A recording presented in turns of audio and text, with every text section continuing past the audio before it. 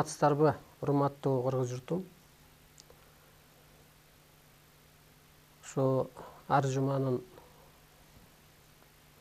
1-4 иш күндөрү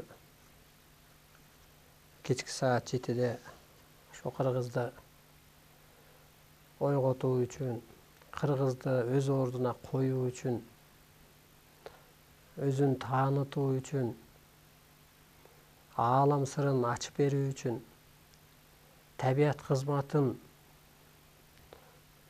таанытуу үчүн ошо кыргыз элинин жан дүйнөсү ааламга жарактуу жөнөкөй болгондуктан касиеттүү кылымдын кабары кыргыз элине түшкөн себебин ушу элге, журтка, жаш урпактарга, керек болсо улуттарга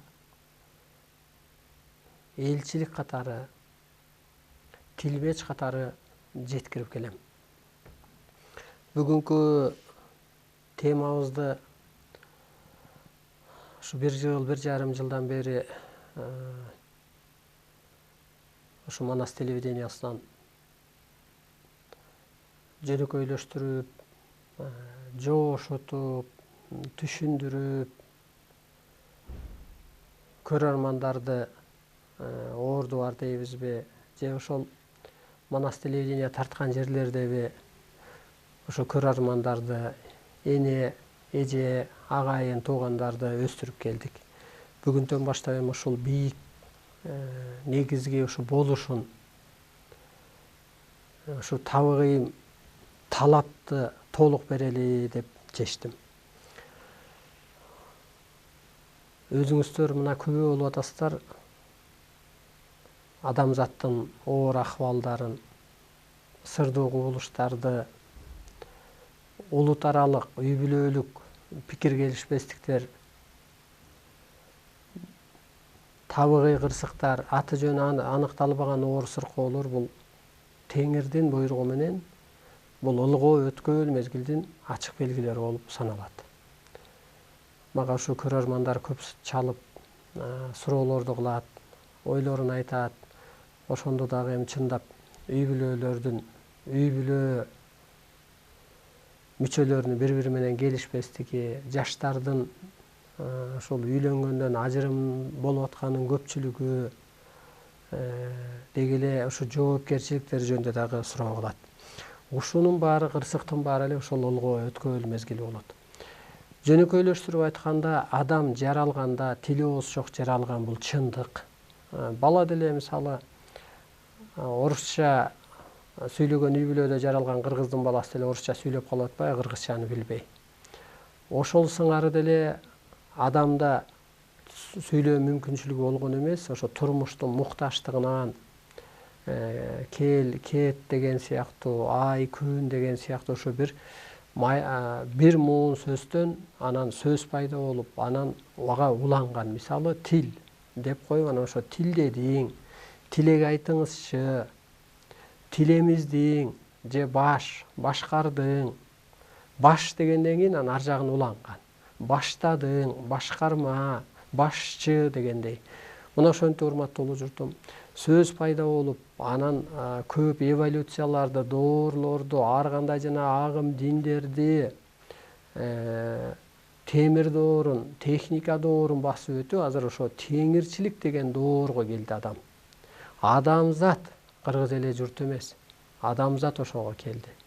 Ошондуктан теңирчилик деген доор эмне дегенде, адам ошо теңир кереметине жетиш керек деп айтып келебиз. Ошол кереметти иштетет. Эмнеге дегенде, ошо эволюциялык жолду басып өтүп отуруп, адамдын гени, сөөгү, энергиясы, акыбалы, кара куш мээси өсүп жетилип кен кезде, анан адам ата дагы бир ааламдык байланышты берди, ааламдык түшүнүктү берди. Бул эмнеге кыргыз журтуна берилди дегенде, башка улут техника ойлоп табат экен. Мисалы мына Япония дейбизби, Корея дейбизби, техникага жакын. Батыш өлкөлөрү Мерседести баяндан ойлоп тапкан. Кыргыз журту ааламдан келген өкүл болгондуктан техника ойлоп таппаса да ошо ааламдык көз карашка өтүүгө адам ата анан кыргыз журтуна берип атат. Эмнеге дегенде кыргыз журту табиятка биринчи жаралган эл, ааламдан келген өкүл, нурдан жаралган жомок менен жашаган деп берилет. Ошондо чындап эле мына бул жалган экен деп ой кылсаңыздар, Бүбү Марем апанын ошо нурданганы, бөлөк дүйнөнү көрүп келгени, ааламдык дастандар, ушул улуу маданияттар. Мисалга мына ушул улуу маданиятыбызга түшсөк, ошону мындай караңгы жагын терең өздөштүрүп алсак эле закондун деле өзү кереги жок болуп атат. Мисалы ошол улуу маданиятыбызда кыз баланы сыйлап атпайбы? 40 чачы улуук, өйдө өтө кой деп. Ушул улуу маданиятыбызда уруп тилдеп аткан кайын сиңдисин, кайнисин тергеп атпайбы? Анан ошо кайып бирден буйрулуп келгенине, ошол кайыптан буйрулуп кайын журттуу болгонуна карап, ошонун бир энергиясына карап сыйлап атпайбы? Караңыз, энени, атаны улуу деп урматтап, Кудайдан кийин эле атада, энеде сактап турчу аура бар экен деп, ошо касиетине карап эне атаны сыйлаганы. Кайра күйөө баланы пайгамбар сыйлаптыр деп, келин дагы, күйөө бала дагы көктөн буйрулуп, кайыптан буйрулуп келиптир деп, кайып бирдей анын касиетине карап, ошо касиетине, энергиясына караганда эле эч кимге жамандык кылбай калган атат, урматтуу улуу журтум.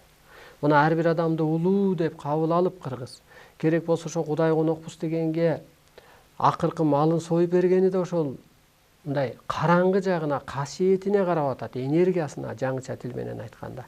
Мына ушуну терең түшүнгөн кезде эле коррупция өзү жоюлган атат. Ушуну терең түшүнгөндө эле ар адам өз ордун тапкан атат. Мисалы баштын ордун бут аткара албайт да, башынын ордуна отурат, бирөө башчы болуп. Колдун ордун бут аткара албайт. Кол бөйрөктүн ордун аткара албайт. Ошол сыяктуу эле ар организм өз ордуна отурган атат. Мына адамдын организми дагы ошо ааламдан, адам өзү чоң аалам деп берилет. Чындап эле мына жүрөк кан тепсе, аны боор тазалап, кайра организмдеги шлакты бөйрөк бөлүп чыгарып, организм өз кызматын кылып эле адам тирик жашап атпайбы? Анысы кандай деле ошол кыргыздын улуу маданияты дагы ошол адамдын организмине окшош. Баш өзү ордун билген, буту кол болуп, бала чака, келин кыз өз ордун билген дегендей эле. Азыр болсо бут башка чыгып алды, мен башкарам деп атат. Байкуш баш иштегендер талаада калды, кысылып, мисалга. Көрдүңүз, ушул улуу маданияттар.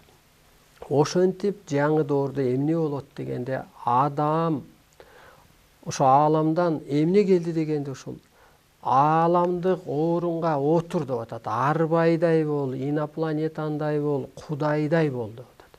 Пендече жашаба деп. Ошондуктан жаратуучулук доору келди. Эми жаңы доордо кырсык эмнеге болуп атат дегенде, Кудай сунушун берди, тапшырмасын берди, эми талабын койду. Сунуш тапшырманы качан аткарасың деп. Ал аткарылгача кырсык болот. Мейли бийлигиңен, мейли байлыгыңан, бийликти жакшы көрөсүңбү? Бийлигиңен кырсык болот. Байлыкты жакшы көрөсүңбү? Байлар банкрот болот. Бала бакыраңды жакшы көрөсүң, бала чакаң аңгармайт, ден соолугуң аңгармайт, мал пулуңан пикир келишпестиктен ооматыңан, дөөлөтүңөн сөзүң кунсуз, өтүмсүз. Кыскасы болгон кырсыктын баары эле ошол улуулукка өтмөйүн болуп атат. Ажырым, пикир келишпестик, соттошуу, жамандашуу. Эми эмне кылыш керек дегенде, мына адам мен жаратуучумун деп жашаш керек. Эгер адам жаратуучу ордуна отура албаса, жаңы доордо жашоонун жеми болот. Урматтуу улуу журтум, ошо күтүп көргөн энелер бар, агайын туугандар бар. Ошол ооруну оомат деп бил, кырсыкты кызмат деп бил деп берилет. Анысы кандай, сиз оорубасаңыз, бул ааламдык сабакка катышмак эмессиз, мүмкүн. Ушул оорунун аркасынан ааламдык сабакты көрүп, эми сиз ооматыңызды оодарып алып атасыз. Бул эмне дегенде, жаратуучулукка өтүп алып атасыз. Пендечиликтен периштелик сыпатка өтүп алып атасыз. Мына бизге эжайын агайындар келет, ушу эфирден кийин мүнөздөрүнүн өзгөргөнүн айтып берет. Мурун ошентип киши сүйбөчү элем, ызылдап турчу элем, азыр такыр башкача болуп калдым дейт. Аны ошол сыңары сиздер эң биринчи боштондукка калыптаныңыздар.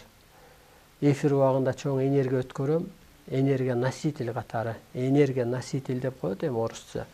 Мындай бир касиет көтөрүп жүргөн адам катары, бир чоң ааламдык энергия алып жүргөн адам катары сиздерге энергия өтөт. Ушу мен сүйлөп атканда. Ошондуктан денеңиздерди бош кармап, тегерегибизде ошол энергиянын баары ааламдык, Кудай өзү энергия, арбай өзү энергия, нур. Ошо тегерегибизде азыр. Керек болсо сиздин ичиңизде аба аркылуу дем алдыңыз. Өзүңүздү бош кармаңыз. Ошо боштондук энергиясы азыр мына адам энергияга айланыш керек болуп атат. Же болбосо арбайга, же ошо жаратуучулук бир сыпатка калыптаныш керек болуп атат. Ал үчүн өзү аракет кылып өтүш керек. Отурсаңыз эле ичиңизге бир жан кирип кетип анан сиз оңолуп калбайсыз. Же болбосо отурсаңыз эле сүйлөп койсоңуз сөзүңүз сакөн болуп калбайт, оюңуз орундалбайт. Ошондуктан ага калыптаныш керек. Баягы институтта окуп атасыз да азыр мындайча айтканда сиз. Анан диплом алсаңыз анан кызматка өткөндөй. Азыр ошо диплому жок, оокат болбойт, жаңы доордо жашоо болбойт деген түшүнүктү түшүнсөңүз болот. Ошо ааламдан берилет кадимки кызыл диплом деп. Кийин чындап эле ошо диплом берилет. Бизден ошо илим алгандарга биз ошол илимин карап, илимге болгон ишеничин, ошо аткаруусун, анан ошол улуу сыпатка калыптануусуна, духуна карап анан диплом беребиз. Ал дипломду алгандан кийин чоң энергия жайгашат. Сөзү закон болот. Ошол сыңары сиздер да кийин эртедир кечтир диплом аласыздар. Ошентип жаңы доордо адам деген сыпаттар калат. Кесиби көбөйүп кетет мына. Шаманчылык, элчилик, энергия иштеткен, батасы кабыл болгон. Эми ошо кесиби көп, кемчилиги жок кыргыздар анан ошо дүйнөнү башкарат. Ошолор иштеген жер мекеме көктөйт, ошолор иштеген ишкана көктөйт, ошолор ак үйгө барат. Себеби ааламдын өздөрү даярдап атат. Ошондуктан ааламдык сабак убагында өзүңүздөрдү бош кармап, буту колуңуздарды сунуп кой берип, ошо боштондук деген энергия бар тегерегибизде. Улуу энергия бар. Ушул улуу энергия мен туруп атымды бийлесин деп дене башыңызды бошотуп, кайра-кайра айтып, мисалга кайталап айтып көрүңүзчү азыр ошо мен улуу энергиянын ээсимин, мен улуу энергиянын ээсимин деп. Же болбосо оюңуз бузулуп кеткенде менин оюм ордунда, менин оюмда чоң кереметтер иштейт деп бир 6-7 жолу кайталап айтсаңыз эле оюңуз ордуңузга келип, майда ойдон чыгып кетесиз. Бул сыйкыр сөздөр берилет. Зим-зим откройся дегенде тоо жылып ачылгандай, бул жерде да ошол өзүн өзү жаратышыңыз керек, өзүңүз өз калыптандырышыңыз керек. Ошондуктан энергия жерге түштү. Эми ошо энергияга же ошо арбайлык сыпатка, же улуулук сыпатка калыптануу керек. Доордун талабы ушул. Эми мындан ары ошо кантип жаратыш керек, кантип өзүн боёш керек, кантип эмоцияны өчүрүш керек, кантип ошо калыптаныш керек. Мисалы мынабу бир кирпичтен деле илгери биз кирпич куйганда калып барбы деп койчу да, форма. Ошо бир калыпка окшобойт экен деп. Чындап эле колго тийген ошо кирпичти куюп койсок, кийин формалары келбей, ушундай убаракерчилик болчу. Анысы кандай ошол адамдык сыпатка, арбайлык сыпатка калыптануу кантип жүргүзүш керек? Мына ушул жөнүндө сабактар болот. Анан ошо оюңуздар орундалып баштайт. Себеби кереметин көргөндө анан сиздерде ишеним пайда болуп атат. Мындан аркы сабак жалаң ушул багытта болот. Эски тарых, салт деген кийин колдонулбай деле калат. Себеби ал өткөн чак. Ал биз ошо ынандыруу үчүн, ишендирүү үчүн жөнөкөйлөштүрүп гана алып келдик. Баланы баягы буламык берип чоңойткондой тиши чыккыча. Ошо өзүңүздөрдү бош кармап, мен кичине энергия өткөрүп коеюн. Ошо мен улуу энергиянын ээсимин деп, боштондук энергиясы мен туруп атымды бийлесин деп дене башыңыздарды өтө бош кармаңыздар. Уйкуңуздар келип кетсе, тартынбай уктай бериңиздер. Эң башкысы сиздер мынантип тырышып жүрүп, утурумдук рахат денеңиздерди ууландырып салган. Утурумдук көз караш, утурумдук жылтыр жылтуур, утурумдук пендечилик жашоо, керек болсо ошо сигарет, адабы турумдук, ошо насбай, ошол водка, ошонун баары сиздин денеңизди ууландырып салган. Ушак, отурумдук рахат денени уулантат. Андан ары ажал отуна түртө салат. Арам ишти астанаңа жайгаштырат. Улуу рахат денени нурдантат. Кубултат деген ушул ааламдык улуулук сыпатка калыптандырат. Улуу рахатта ушул иштебеген клеткаларыңыз иштейт. Кара куш мээңиз ишке түшөт. Кара куш мээ гана Кудайдын ордун аткарат деп берилет. Ал эмне деген сөз дегенде, күнбаш болот, башатта адам күнбаш болгон. Биз күнбаштын балдарыбыз, биз күндүн балдарыбыз деп атпайбы мисалы Тибетте. Ансыгандай чындап эле ушу күнбаш болот. Күнбаш дегенде күн деген бул энергия бөлүп чыгат да. Ансыгандай ушу мына мени дагы 13-жыл 2010-жылы ааламдан күнбашсың, ошого жеттиң деп берилген. Андан бери дагы 3-4 жыл өтүп кетти. Мына ошол сыяктуу сизде да күнбаш болуш үчүн гениңиз жетилип, ушу улуулуктан калыптанып, ушу энергия өткөрүп, сыпатка калыптануу үчүн адам күнбаш болуш керек. Ошол улуу рахатта да адам кара куш мээси ишке түшөт. Жаратуучулук иштейт. Эс тутуму күчөйт. Өчүп калган клеткалар жанат. Ошондуктан денеңиздерди бош кармасаңыздар, ушу улуу рахат. Бул ар бир сабакта бул чоң методика ошондон башталыш керек. Мен энергия өткөрүп коеюн, эми ошо энергия ичиме жайгашып алган. Арбай дейбизби, жөлөмөгүч дейбизби, мазар ээлери дейбизби? Ошо өзүңөрдү бош кармаңыздар. Ошо энергия өткөргөн убакта аалам күчтөрү кызматта болот. Ар кимдин тилегине, кудуретине, касиетине, ордуна жараша калыптандырат. Баарыңыздарга тегиз тийбейт бул энергия. Бирөөгө жакшы тиет, бирөө эчтеке сезбейт, бирөө кошо кетет. Ошентип ар кимдин ордуна жараша калыптандырат. Ошо улуу сыпатка калыптандырат. Касиети кырат, качкан касиетиңиз кайтат. Эки көзгө көрүнбөгөн бионур энергия аркылуу пенде кутчуларыңарды операция жасайт. Ошондо кыргыз ошентип дүйнөнү ою менен, энергиясы менен, касиети менен башкарат деген ушул мына. Мен сиздерге энергия өткөрүп атам. Өзүңүздөрдү бош кармап, чочубай, этпей, тетерсинче ошо кабыл алдым деп. Ошо бир үйдө, баягы үйдө уруш болсо, 40 күн периште качат дегендей, сиздин көкүрөгүңүз тынчыган кезде ошо качкан касиетиңиз качып кайра кайтып келет, жайгашат.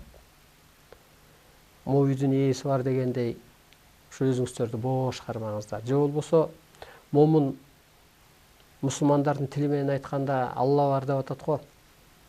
Бирөөгө дем салганда дагы Алланын буйругу менен мен себепкер болдум дейт да. Эми Алла кызмат кылып берет ал молдого, мисалга айтканда. Мына мен ошо энергия өткөрүп аткан кезде Алла кызмат кылып атат деп түшүнсөңүз болот. Ошон үчүн энергия өтүп атат. Демек, мен Алланын сөзүн сүйлөгөн үчүн мага иштеп атат. Демек, кимдики туура? Абдулдаевдики туура. Себеби мага менин энергиям иштеп берип атпайбы? Алла баш ийип берип атат десек болот. Кызмат кылып берип атат, же коштоп колдоп мөөр басып берип атат десек болот. Ошондуктан энергия кошо өтсүн. Денеңиздерди бош кармап, ушу мен энергия жумшап коеюн. Энергия өткөргөн убакта ошол калыптанат. Жакшы эстеп алыңыз. Бионур энергия аркылуу пенде кутучага операция жасалат. Эки көзгө көрүнбөгөн сырлар, нурлар берилет, чоң тазалануу болот. Эстесеңиз абдан жакшы. Бул ошо жаңы нур энергия киргенде эскини кубалап чыгып атат. Ва мусорларды, эски караны, анткени орун алмашып. Бул өтө жакшы. Буту колуңуз чымыраса операция болуп атканы, шалдырап уктасаңыз жайгашып атканы, энергия батарейканы зарядтагандай, жаңылагандай, агарткандай болуп атат. Ошо кабыл алдым деп, ыраазымын деп, Арсеналайдын энергиясына дейсиздерби, Аллага дейсиздерби, көзгө көрүнбөгөн күчтөргө ыраазымын деп отуруңуздар. Мына урматтуу улуу журтум, жаңы доордо ошо адам жаратуучулукка өтүш керек. Бул эмне дегенде, мурунку жашообуз аял эркек деген жашоо аталган. Иньян деген. 2000-жылы ал кызмат бүттү дагы, азыр адам арбайлык, периштелик, инопланетан, кудайлык сыпатка отуруш керек. Ошондо бир миссиябыз бүтүптүр, эми жаңы миссиябыз башталды. Ал эмне болду дегенде, балдарды чоңойтуп келди дагы, эми эне ата мендей бол деп атат. Же аалам күчтөрү, же периштелер ошол мен сыпатка өт деп атат. Адам өлбөй калат, мына боштондук, улуулук, унчукпастык, өлбөстүк деп турат мен үстүмдө жаңы доордун долбоорунда. Адам чындап өлбөй калат. Себеби жан өлбөгөндөн кийин, танга киргенден кийин тан менен жан биригет дагы. Мына азыр ушу энергия өткөргөндө сизде бетиңизде нурдануу пайда болот, агаруу пайда болот кадимкидей. Бырыштар кетип баштайт, жашарып баштайсыз. Себеби адам өзү өлбөсө эле болуп жаралган. Башат деле. Көп жыл жашаган, 2000 жыл ашык. Ошо майда түйүшкө түшүп, ошо сөз менен энергиясын кетирип алган. Көрө албас менен, кысылуу менен, кыжаалачылык менен энергиясын кетирип алган. Ошондуктан сиз бийик түшүнүккө өткөн кезде өлүм жоюлат. Бул чындык. Ылгоо болот, эми ылгоодон калган адамдар ошо өлбөстүккө өтүлөт. Кайра бул жаратуучулук деген эмне дегенде, мына пендени мен сабак өтүп атып, периштеге айлантып атпаймынбы? Мына бул жаратуучулук. Жаратып атам, кыргыз сен кул эмессиң, кыргыз сен пенде эмессиң, кыргыз сен ааламдан келген өкүлсүң. Энелер сиз жер энесиз, сиз аябай көтөрүмдүүсүз. Энелер сиз умай энесиз, сиз ошонун жоготуп ийгенсиз. Кыргыз өзү шаман. Шаман деген ушу батасы кабыл болот. Жөн эле эми дому кабыл болот, ырымы кабыл болот.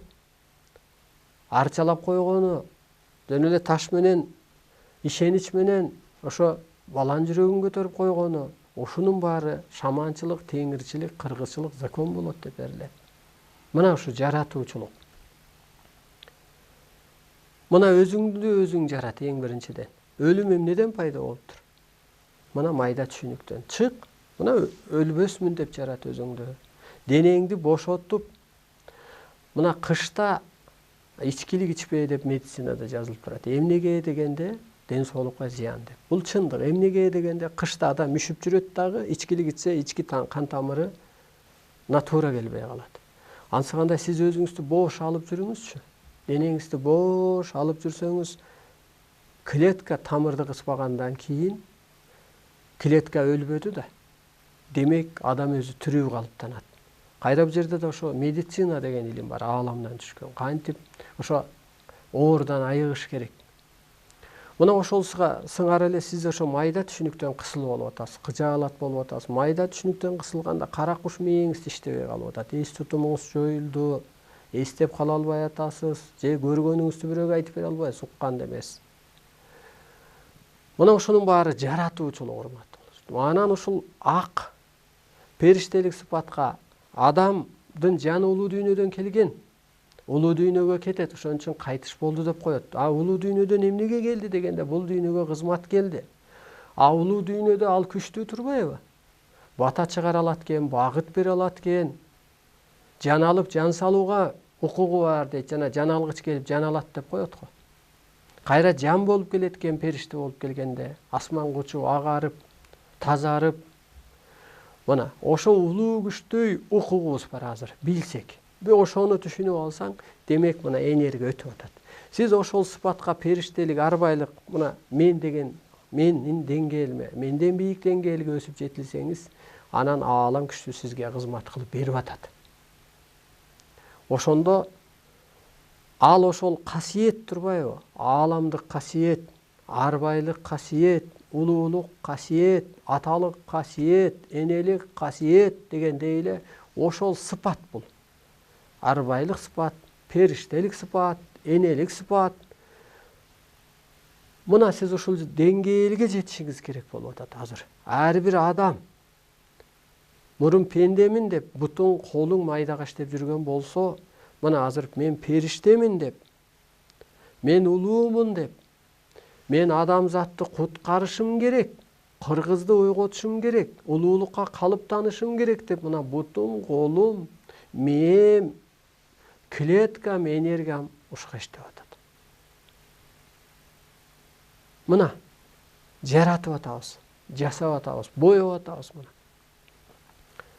Анан ошол кезде ааламдык самабайтуу же жаратуу, ошол жаңы миссияны аткаруу үчүн анан жаратуу, өзүн өзү жаратуу миссияны аткаруучу анан сөздөр түштү. Мисалга, менин сыпатым ар бир адам айтыш керек. Жаратуучу периште, улукман периште деп. А мурун киммин дегенде мен кулмун, анан мен пендемин деп түшүнүп жүргөнсүздөр да. Азыр болсо тетиринчи адам ошону айткан кезде ошол жаралат. Анткени сыйкыр сөз бул ааламдан берилген, ойлоп табылган эмес. Анан мына ошол менин сыпатым жаратуучу периште, улукман периште. Сен кимсиң? Же мен киммин деп өзүңдү ойлоп көрүп анан. Мен ааламдан келген өкүлмүн. Мен адамзатты ааламдашууга өткөрүүчү өкүлмүн. Мен Манастын кыргыз элимин. Манастын духу менде бар. Өлүм эмнеден пайда болот? Страхтан, коркуудан. Манаста коркуу жок да. Эмнеге коркуш керек? Жан асманга кетсе, асмандан келсе, неден коркосуң? Кызматың болсо, алып кетсин. Коркчу менин эмне кебим бар? Мен ааламдын сөзүн берип атам. Ата тегиңдин арбайынын аманатын айтып атам. Коркчу эмнем бар? Ошолор коргоп коштойт. Анткени ал арбай сизде бийик. Эмнеге дегенде, улам бийик, дүйнө бийик деп кете берет. Өспүрүмдү сиз уруп кое аласыз. Ал сизден коркот, сиз бийиксиз, аң сезимиңиз. Коргоп коштойсуз аны. Анысыгандай бул аалам күчтөрү дагы сизди коргоп коштоп атат. Коргоп коштогон ошол. Ишиңдин бузулуп атканы, түшүңдүн бузулуп атканы, кырсыктап кыйынчылык болуп атканы ошол. Ал себеби жакшы. Эгер антип кырсыкпасаң, табык илимге келбейсиң. Сен андай өскү жашооң менен жашап жүрө бермексиң да. Мына ошентип анан ааламдык түшүнүккө жеткен кезде бул касиет болуп атпайбы? Анан ал касиетти, ошо арбайлык сыпат, улуулук сыпатты. Ал касиетти эмне жеди? Улуу адамдардын касиетин.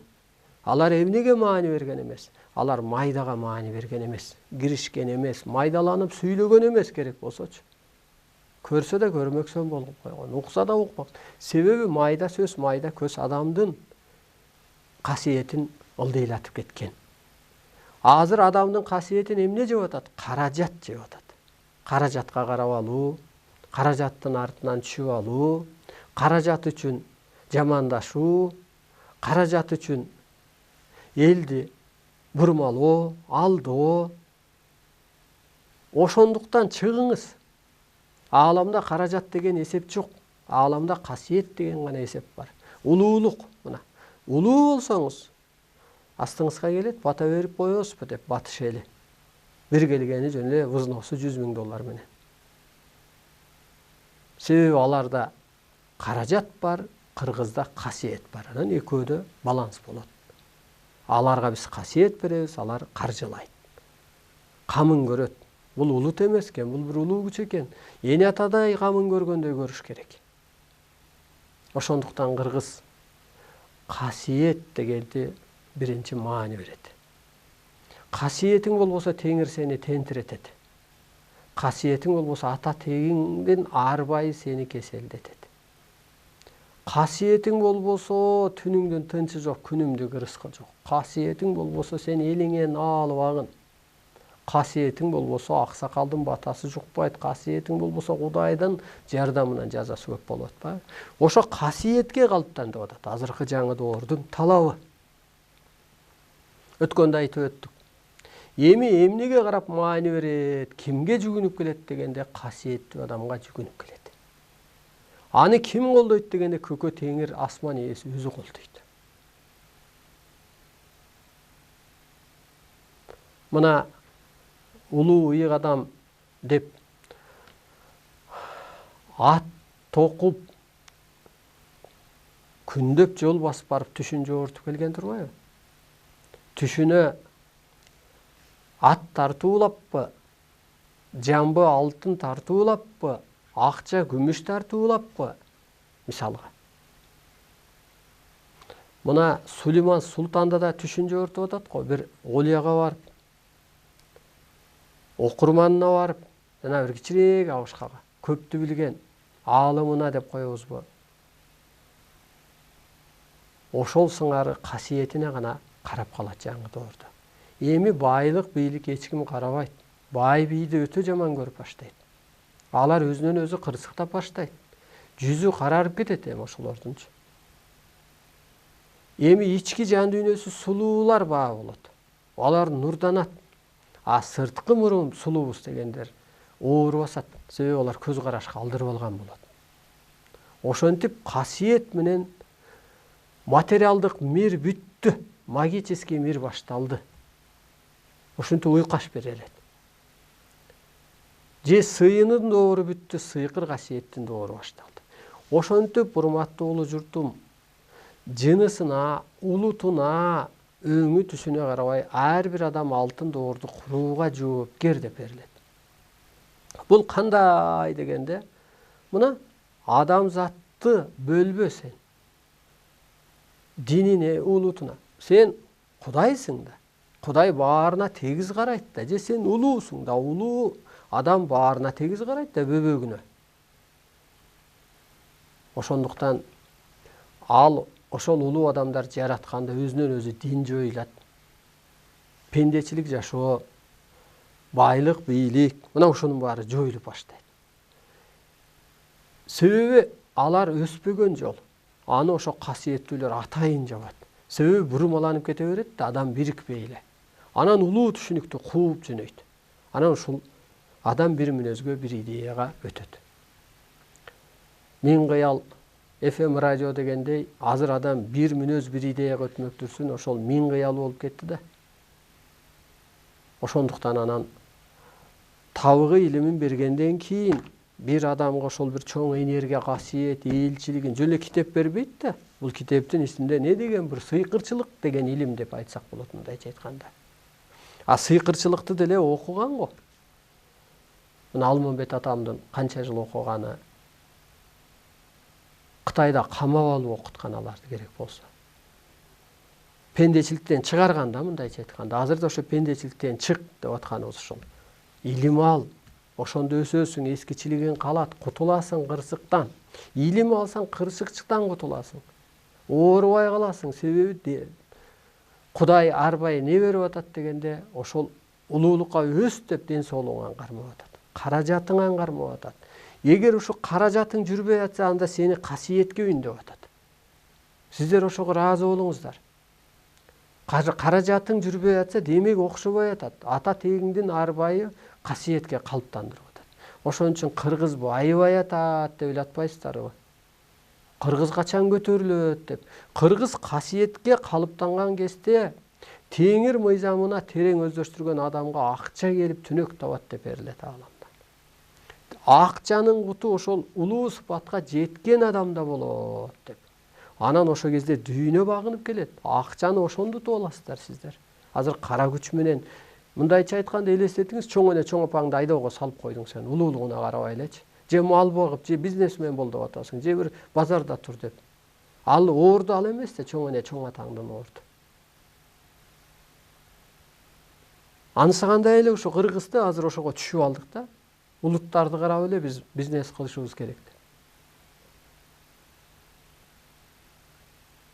А касиетке калыптанган кестен өзүңөн өзү эле токтогон ишиң жүрүп. Баягы бул жерде так берилет. Касиетке калыптанганда Кудай канатына калкалайт, сыноосун токтотот, кырсыгын токтотот деп. Эми мындан артык Кудай не бериш керек бизге?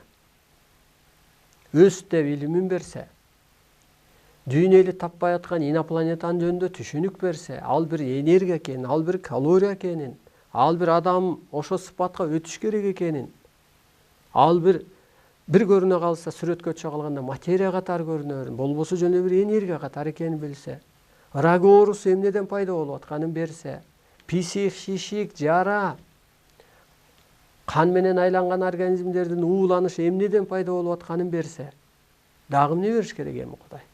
Анан эми ушуну аткара албаган, калыптан албаган ар бир адам өзү күнөөлүү.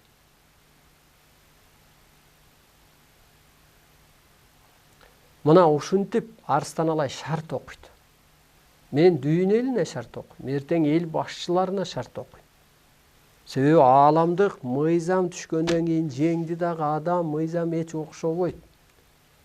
Ошондуктан бийликтегилер кадам астыга кетпей эле артка кете берет. Эски мыйзам менен түшүнүк менен жашаган эл, ошо жерде адам, жер банкрот болот, ар тараптан кырсыктап берилет. Ошол түшүнбөстүктөн булар доордун талабын билбегендиктен дүйнө башчылары, саясатчылары ошон үчүн эли дагы, жери дагы кырсыктап атат. Өсө эле эмес, өсү дагы анын ичинде. Ошондуктан Манастын доору келди деген ошол, кыргыздыкка кут түштү деген ошол, кыргыз дүйнөнү башкарат деген ошол. Шарт, условия коебуз да. А условиябыз өс, өйдөлө. Табиятты тааны, кызматын бил, ааламдын сырын ач. Мына оку, бир мүнөз, бир идея койт. Биз адам балдарыбыз, эскичилигиңдин баарын калтыр. Рамкаларыңды калтыр. Кара өзгөйлүгүңдү калтыр деп кадимкидей шарт окуйбуз. Аткарсаң утушуң, аткарбасаң күйүп кете бер. Арбай шуткан үлү бүт дегендей ааламдык сыйкыр күчтөр ал адам эмес кечирип койчу. Ал кечирбейт. Уктуңбу мына? Ушу эфир аркылуу умтулууга милдеттүүсүң. Бул адамзат үчүн түшкөн илим. Эртең дүйнө бизди чыкырса, мени чыкырса биз кете беребиз. Ансыз да көп изилденгем. Ушу мына Россияга чейин барды. Ушу Россиянын да орду бар деп. Кыргыз жок болот деп берилет. Бул нурга айланат. Бир башчы эле болуп калат деп. А орус эли сот болот деп берилет. Сот деген эми өзү калыс эл өзү. Так эл. Орусту эч ким жеңген эмес дегеле. Себеби ааламда ушундай орду бар. Ошол элди барып тамтаңдап жүрдүк. Түшүндүрөм, алып кете бербекен деп. Ак үйдө айланып жүрдүк. Мына урматтуу журтум. Ошондуктан Кудайдын буйругу жок, куурайдын башы сынбайт. Кудайдын буйругу жок, кумурсканын буту сынбайт деп коет кыргызда. Ошол сыңары бул Кудайдын буйругу менен гана түшкөн. Мен жокко чыгарган жокмун. Түшкөн, тутунуп жүргөн ааламдык диндерди. Туура сонун. Бирок ал ошол эволюция убагында болгон. Ал кезде адам сабатсыз болгон. Көбү каттаанган эмес. 1917-жылдары каттанып атат го. Көп дүйнө эли, мисалы, Союз. Ал андан 1200 жыл мурун, 700-жылдары түшкөн.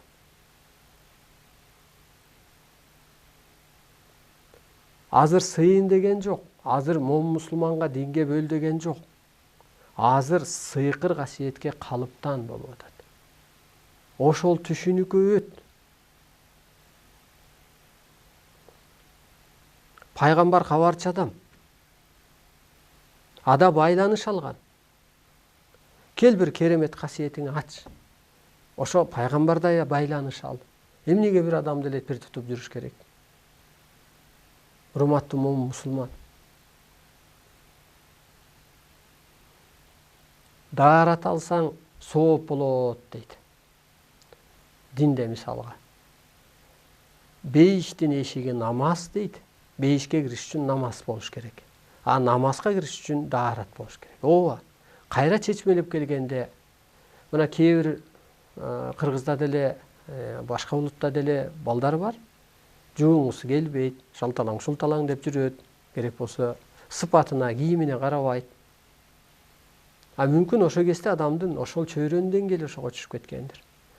Таза жүр дегенидир. Пайгамбардын ааламдан бергени.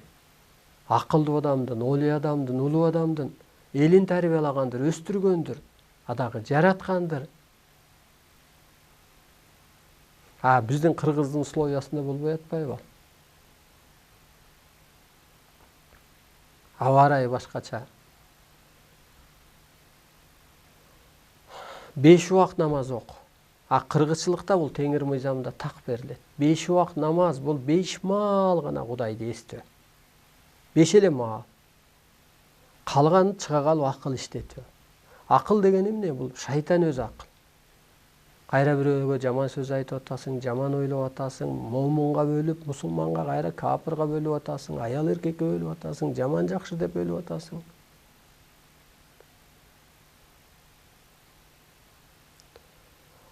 Учурчак бул көкүрөк менен кеңешип жашоо. Могу ар бир күндү ата кылып, 5 эле убакыт эмес, ар бир секундту ата кылып, таазим этип Кудайга баарлашып, сырдашып, ошондуктан көрдүңүзбү, эволюция болуп калат анын баары. Бул дагы ааламдан түштү. Адам ата көрүнүп, шарт окуп, периштелерин жайгаштырып. Мына азыр техника менен кандай тез кетип атат. Бир эле тилмечни гана бир кереметтерди иштетип атат. Энерге иштеп атат эң башкысы.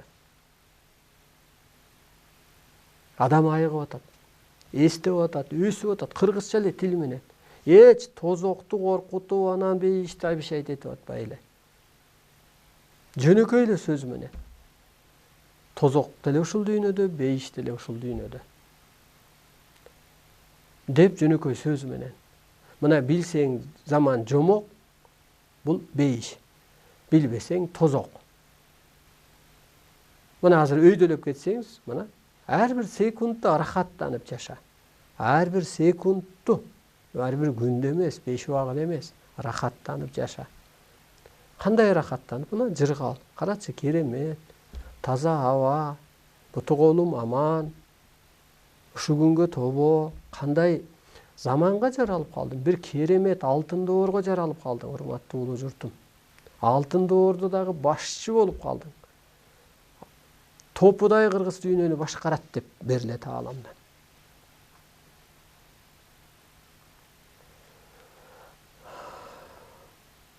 Бул ааламдык илимде биздин оператор балдарды уктап калат. Ошон үчүн телефонду чыгарып, сиздердин телефонду албай атышы мүмкүн. Мына урматтуу улуу журтум. Келиңиздер, ушу жаратуучулук бул чындык. Мейли окуй бериңиз намазыңызды, бирок акыры калат ал. Мейли байлык бийликке шаша бериңиз. Бирок канча улуу, адамдын баары улуу болсо, жашына, жынысына, улутуна карабай, көбүрүн көгүрөгүн оорутуп коюп атпайсыңбы? Сен агарбай эле жерде ушу базарга барганда кээ бир ак адамдын башы айланып кетет. Ооруп, өзүн оор сезип, себеби алайын, жулайын, ашыгыраак алайын, арзаныраак алайын, кымбатыраак сатайын деген эле адам жашап калып атпайбы? Ошентип каралык менен, кара күч менен иштегендин аягы анан бир күнү базар өрттөнүп кетти, ооруп калды болуп атат. Оокат кыл, жашаңыз. Бирок биринчи ушул улуулук сыпатка калыптанып алсаңыз, анан эми өлбөгөн адамга алтын аяктан суу ичет дегендей, улуу адамга улуу иш берилет. Улуу адам төргө турат. Улуулук сыпат болот. Сатсаң алсаң дагы көңүлүң ооруп калган жокпу? Ыраазысыңбы? Өзүнүн баасы мындай. Жалган айтканда эмне болот экен? Жакырчылык болот экен. Чындыгын айтып, убарабыз мындай деп, мындай берип турайын, же алган адам деле, эже мынча акчам бар эле, агай мынча акчам бар эле, калганы мынча убакта берейин, кененирээк айтканда, болбосо уят болбоюн, мейли гарнитуру жок, мейли килеми жок деле отура турарым, бирок тынч отурам, сизди да убарат кылбай, сизди да кыжаалат кылбай деген адам жок. Алла ыраазы болсун. Алла ыраазы болсун. Эгер адам ыраазы болсо, Алла ыраазы болот. Сен ыраазысыңбы? Сен ыраазы болсаң, Алла ыраазы, ата теңиң арбай ыраазы. Кел ушу адамды Кудай көрүп жашайлы. Мына Кудай буйруп адам ооруп калды. Кудай, Алла берди ооруну. Бирөө адамдын көңүлү ооруп, ичи ооруп, ичи ооруган оокат буйрубайт болуп. Ошондон сен ооруп атасың да. Сенин бала чакаң ооруп атат. Бирөөнүн көңүлүн ооруттуң. Анын көңүлү тийди, көңүлү жаратып койду. Бирөөнүн көзү жаратып койду, бирөөнүн сөзү жаратып койду. Караңызчы урматтуу улуу журтум, кыргыздын ыйыктыгын, улуулугун.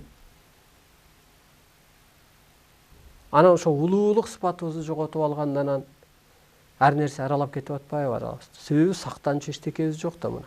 Ар бир адам улуу, ар бир адам касиеттүү, ар бир адам энергиялуу. Ошонубузду жоготуп алдык. Билбестиктенби, же утурумдуктанбы, же улуттарды эчиппи, же базар экономикасы деппи, эми башатка кайтчу мезгил келди. Бул өзүңүзгө жакшы болгон атат. Бул кыргызчылык, бул ааламдан түшкөн мыйзам. Эми эмне деп атат Кудай? Теңирчиликке өтчү дейт. Ал эмне дегенде ошо теңирдей бир кереметти иштетчи дейт. Буга мына толук ишенсеңиздер. Мына мен сүйлөп атам, энергия өтүп атат.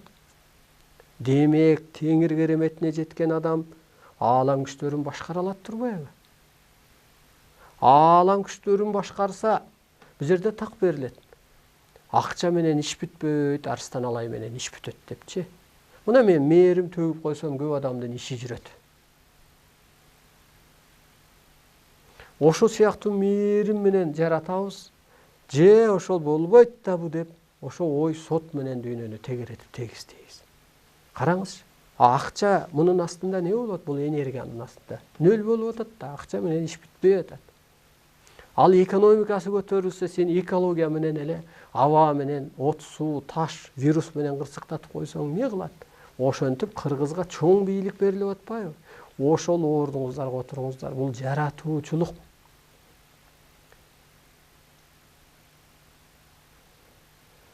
Илгери бул анча-мынча иш дагы келечек үчүн берилсе керек.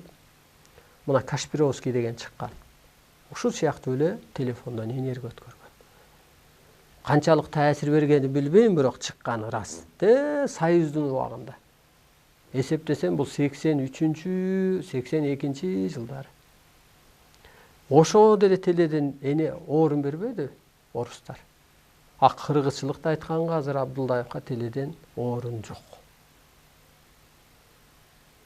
Мактаныш керек өздөрү, бирок мактанайын десе ага ылайыктуу деле маселе да жок. Карасаңыз, ошо Кашпировскийчелик, ал жөн эле бир психолог, мен чоң энергетке иштеткен адаммын. Мына агадан анып келген. Мына азыр чындап энергия иштеп атат. Кээ бир эжелер чалат. Үйгө биз сууну коюп, үй бүлөбүз менен ичебиз канча күн деп. Таасирин көрөбүз, жеңилдегенди көрөбүз деп. Бир жылдары ушу Самарканданбы, Өзбекстандан бир аял чыгып саюз чачырагандан кийин, анан бир чай дубалап беретим иштеп, бара алганы бара алып, бара албаганы бир чайыбы, бир беласын берип, ага барып келишкен го автобустап. Бир жерде эле турасыз го, көлдө, таласта, Ошто. Келиңиз, сабак алыңыз, ал өзүңүзгө. Жаман көнүп алганбызбы? Мындай таң уулап, ошондуктан мага бир тыйын деп да айтсам туура болот. Ал өзүңдүн башың үчүн илим аласың. Албасаң кыйрайсың, кырсыктайсың, энергия коротосуң, азапка, тозокко түшөсүң. Сабак алсаң утуп алган атасың. Өйдөлөгөн атасың. Аң сезимиң бийиктеп кетип атат, түшүнүгүң бийиктеп кетип атат. Качкан касиетиңди калыптандырып алган атасың. Эне сыпатка, ата сыпатка, арбай сыпатка, адам сыпатка отуруп калган атасың. Сөзүң барктуу болуп калган атат. Өзүң салттуу. Тилиңе мөөр басылып айтканың орундалган атат. Сен кимдин саясатын жүргүзүп атасың? Ааламдын, арбайлардын. Кудайдын кызматында болсоң, Кудай сенин кызматыңда болот деп берилет ааламдан. Сенин бирөөгө жакшылык кылганың деп, анан Кудай айтат, менин сен аркылуу жакшылык кылганым деп. Кайра ажалдан суроодо да жана жанды алып атканда, жана тили оозтон калганда дагы берилет. Канча адамга кеңеш берип оңдодуң деп. Келиңиз, ушу кеңеш берип оңдоңуз.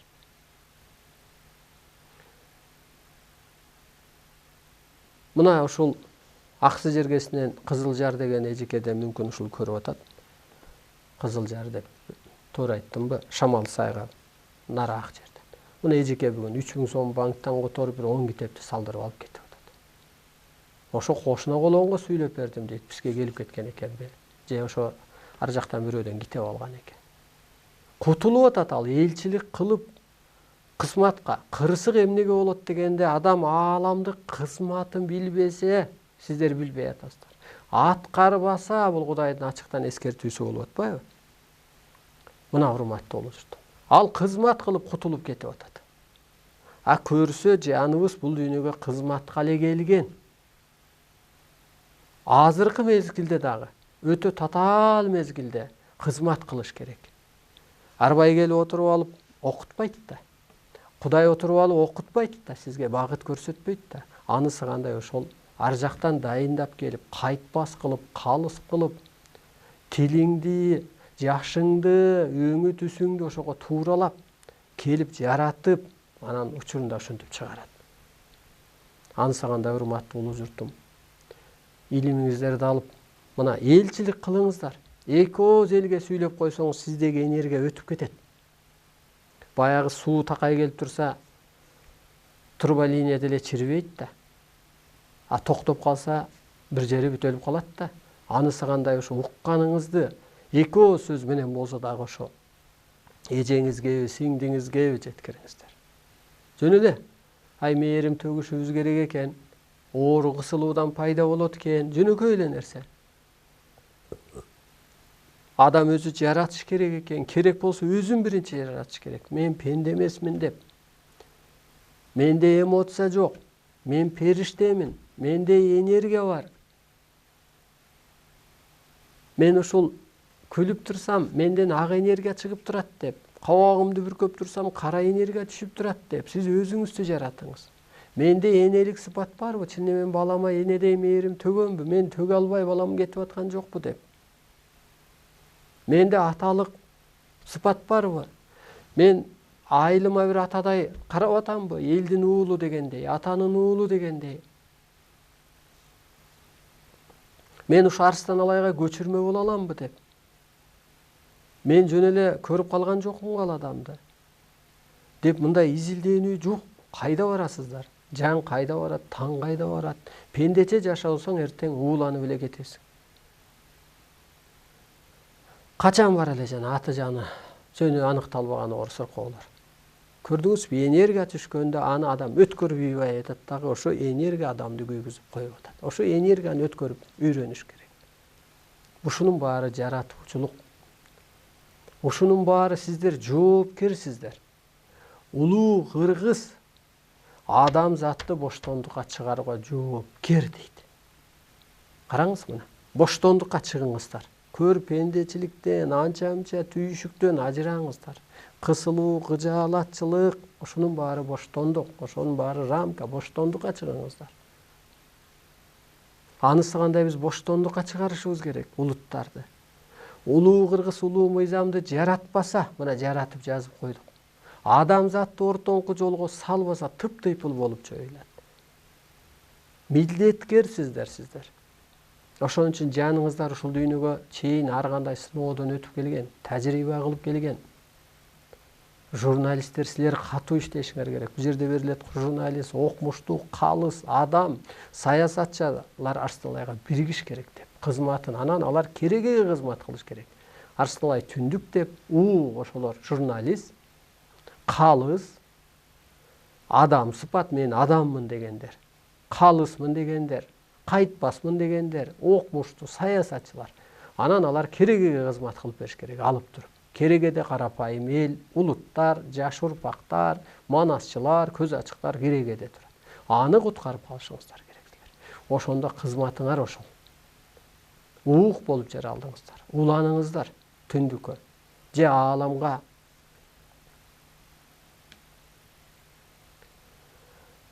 Ааламга барганда жаныңыз сиздин байлык, бийлик, пендечилик жашооңузга жооп бербейсиз. Сиз канча кызмат кылдыңыз? Элгеби, журткабы, ааламгабы кандай таасириң тийди? Ушуга жооп бересиздер. Угуп туруп, укмаксан улуу ишти болбойт. Улуу ишти уктуң, умтулууга милдет. Жеке башың үчүн күрөш жок дегенде. Анан ушу эне ата өспөсө бала чакадан кармайт, ушуну билиңиздер. Бала чакаңарды аяп коюңуздар. Кысылбасын. Анан балам жаман эмес. Сизден кетип атат. Анткени сиз өзөксүз. Өзөктөн суу барбай калса бутак куурайт. Ошол сыяктуу эне ата өзү өзөк, эне өзөк. Ошо сиздин энергияңыз туура болбой анан бала чака кырсыктап атат. Мына урматтуу улуу журтум, жаратуучулукка өткүлө, жаратуучу, милдетти алгыла. Болду, азыр сыймактын ыйлабыйсең да эчтеке жок. Тоонун башында эмес, каба ташта 30 жолу айлансаң, калып жылдап жашасаң да эчтеке жок. Ора болбоңуздар. Кыргыздын башын аттап ажыга барганга болбойт деп берилет Тааламдан. Сен атаңдын башын аттап өтүп атасың, анан тияк айтып атасың да, башымды аттаба деп коет го. Атымды сатпа деп коет го. Эмне менин атыман бардың дейт го мисалга. Анысы кандай силер улуу адамдын башынан аттап кыргыздын, анан кайра тетириш кылып атасыздар. Бул чындык. Улуу тоого чыккан барбы, улардын үнүн уккан барбы деп илгери ошо Мекеден сурачы турбайбы? Анан бар десе, ошону союп жебийгишке келишиппи? Ошондой болчу экен да, себеби энергия бар экен ал адамда. А силер улуу тоодо жашайсыздар. Улар үнүн уккансыздар сиздер. Мына мен уккам, уларды эне атабыз кармап жайлоодо жүргөндө. Мен кичирээк элем, союп жегенбиз. Уларды. Анысы кандай сиздер улуу элсиздер. Улуу тоодо өзү чоң энергия бар. Бул жерде так берилет. Жайкысын тоого чыгып, энергия топтогула деп. Ошо тоо арбайлардын түнөгү деп берилет Тааламдан. Караңызчы. Анысы кандай анан ушу улуу тоодо, улуу маданиятта, улуу энергияда турганан улуу ишиңиздерди кылсак, улуу ишенимди аткара албай, улуу ишти аткара албай, кыла албай анан кырсыгып калбаңыздар. Ушу улуу ишеним берген эле бул өзү сыйкырчылык. Мына урматтуу улуу журтум, мындан ары ушу болушун сүйлөп окутабыз. Себеби убакыт өтө жакындап калды. Ушул журналисттер эфирге ушул эфирлерди телеңерге, гезитиңерге чыгаргыла. Кызматыңар ошол болбосо кырсыгасыздар. Мен ушу 2 күндөн бери шарт окуйм, эми ошо Ааламдан ошондой болуп буйрук берем кадимкидей эле. Кудай буйруду деген сыяктуу эле. Себеби мен ошо Кудайдын кызматын кылып сөзүн сүйлөп аткан адаммын. Ошон үчүн Аалам күчтөрү менин кызматымда. Мени эчтеке ичиме жашырчу эчтеке жок. Себеби барып бир кыргыз түшүнөт. Кыргыздын сөөгүндөгү, канындагы кызматы ушул. Ар бир жуманын 1-4 күнү кечки саат 7-де жолукча саламатта туруңуздар. YouTube'да Арыстан Алай Кут деп берүүдө барыбыз. Түш жоорулар, анча-мынча энергия өткөрүүлөр болсо ошо убактыбызга карап жооп кылалы. Менин байланыш телефонум WhatsApp 706 988 188. Алган энергияңыздар кут болсун. Ошо энергия менен үй тазаланат. Ошо энергия менен духуңуздар көтөрөт. Ошо улуулукту отурумдук сөз сүйлөп учуруп албаңыздар. Ошо периштелик сыпатка калыптанып, Аалам жерди бириктирип, улуттарды ошо улуулукка калыптандырып тыныңыздар.